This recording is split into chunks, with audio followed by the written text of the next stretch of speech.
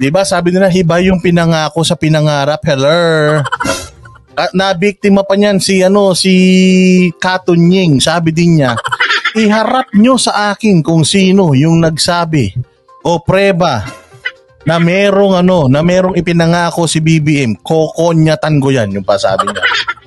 Kokonyatan daw niya. Diyos mo yung na-fact check ng TV5. Yung isang vlogger na nagsasabi, ito para na to sa lahat ng mga vloggers ni BBM na nagsasabi paulit-ulit. Hindi naman ipinangako, ang sabi pangarap, spelling pa lang ibang-iba na. Pangarap, pangako, magkaiba po yan. Yung pong pangarap, kahit po nakapikit ka o nakadilat ka, nakapikit ka, pwede kang mangako. Yung mangarap, wala talagang yan. Kahit natutulog ka, pwede kang mangarap. Kahit na may sakit ka, pwede kang mangarap. Ay, yung sinasabi nila na nakaraan. Ngayon, sabi nila hindi daw nangako. O ito, tingnan natin kung totoong hindi nga ba nangako, ha? Kampanya palabang pinangako na ni Pangulong Bongbong Marcos ang 20 pesos na bigas. Pero ang isang vlogger pinagkakalat na wala naman daw ganyang pangako ang Pangulo. I-fact check po natin yan.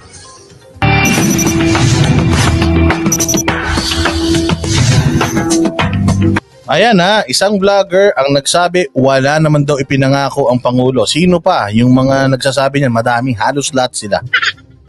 Tapos yung mga AI nila, ganyan din. Pagka katungkol dyan, sunod-sunod, pare-parehas, iba-ibang mukha, pare-parehas sa sinasabi. O ta si Katunying, Diyos ko Katunying, kahiya-hiya ka dito. Sinabi din ni Katunying na hindi naman ipinangako, pinangarap, magkaiba yun.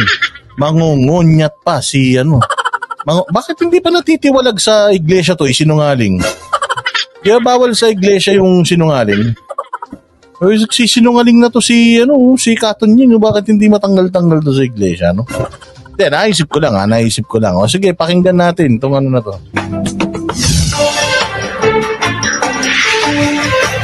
20 pesos kada kilo ng bigas. Yan pong isa sa mga tumatak na pangako raw ng nunay kumakandidato sa Alam ko pinangako yun, narinig ko yun eh.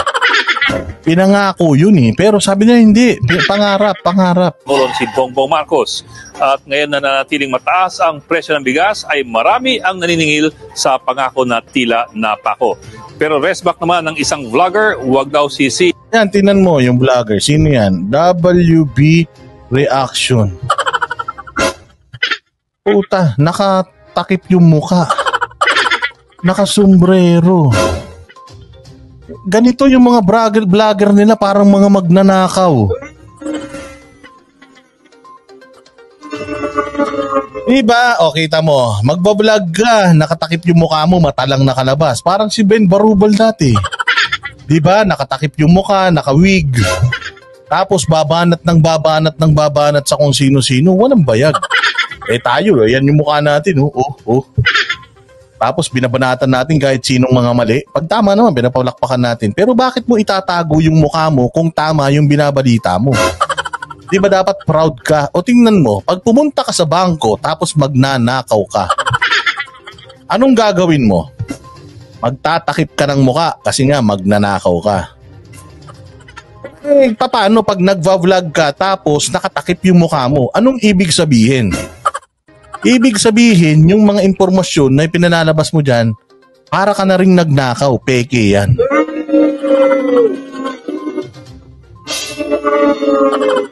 Hindi, tinan mo sila. Di ba? Lahat sila ganyan. Ang daming mga vlogger ni BBM na nakaganyan, nakamaskara, binabago yung boses.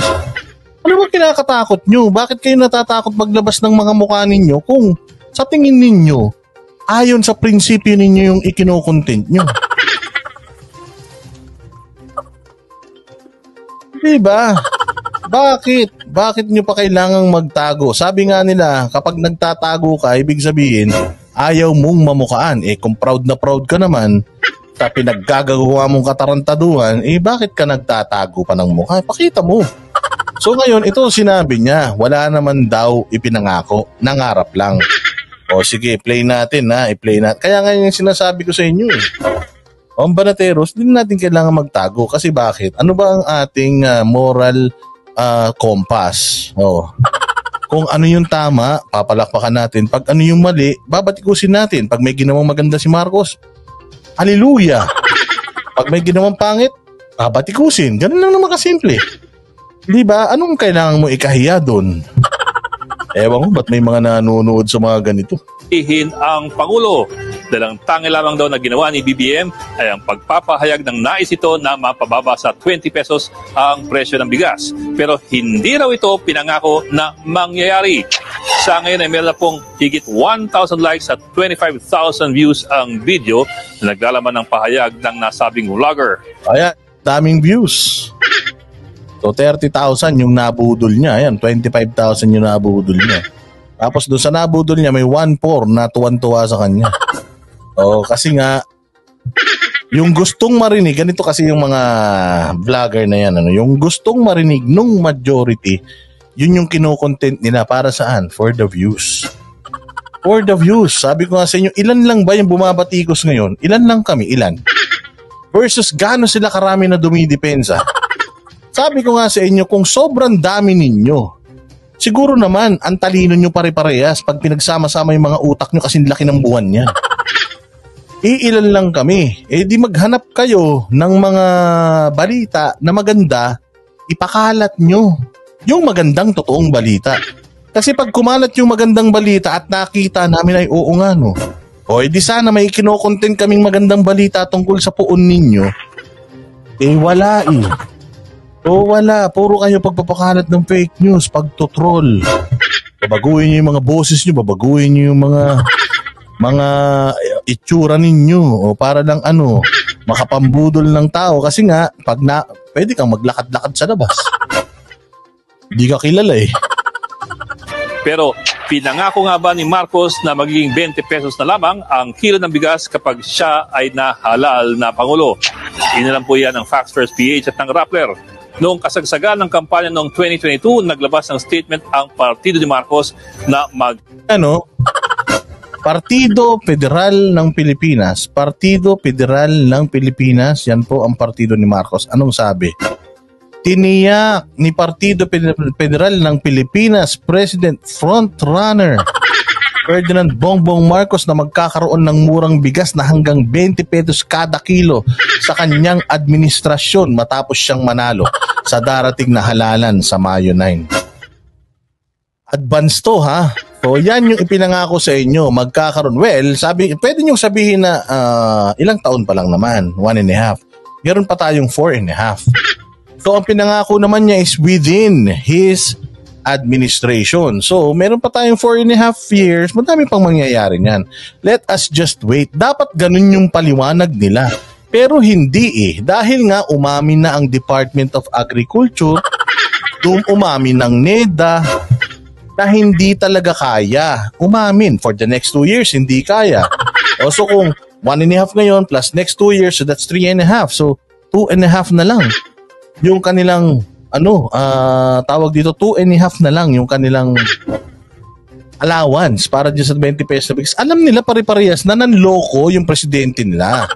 Alam nila na nambudol. Kaya ngayon, anong ginagawa nila? Para silang silibayan.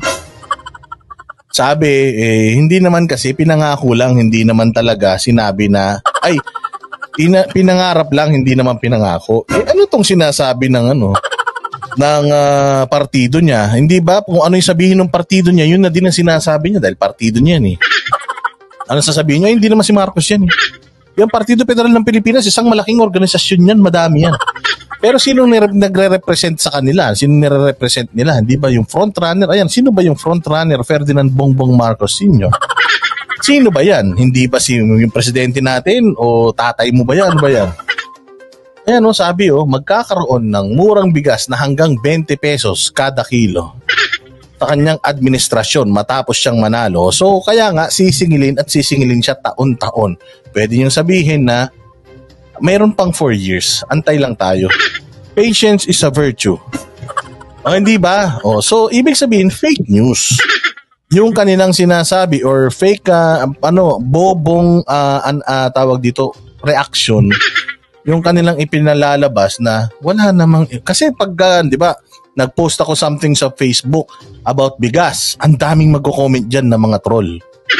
Sasabihin na mga, pinangako lang, hindi naman pinano. Bobo ka ba? Pinangako, pinangarap lang, hindi naman pinangako. Ano ka ba? Malaking kaibahan nun. Pare-pareha sila yun ang sagot. Kasi yun ang pinapakalat nito mga pulpul na ito. O lumabas na talaga palang nangako. Paano na? Paninindigan pa rin nila yan. Kasi nga, maraming tanga sa Pilipinas. Kakaroon ng murang bigas na hanggang 20 pesos kada kilo kung sakaling siya ang mananalo sa halalan. Ilang media outlets din ang naglabas ng report sa mga pahayag noon ni Marcos tungkol sa pagpapababa ng presyo ng bigas. Maglalabas ba naman itong mga Business Mirror? BBM to bring down rice price, make staple affordable for every Filipino household. What can people expect from Marcos presidency? Marcos seen powering more to lower rice prices.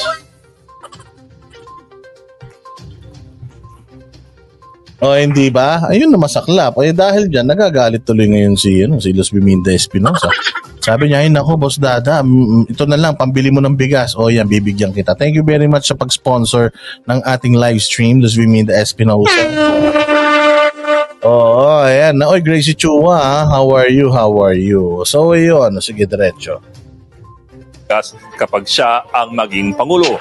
Dito namang nakaraang buwan, sinabi ng Department of Agriculture na pinamumunuan din ni Marcos na sila'y nananatiling hopeful na matutupad ng Pangulo ang pangako nito na mapababa ang presyo sa 20 pesos kada kilo. Ayan kita mo rice is still feasible.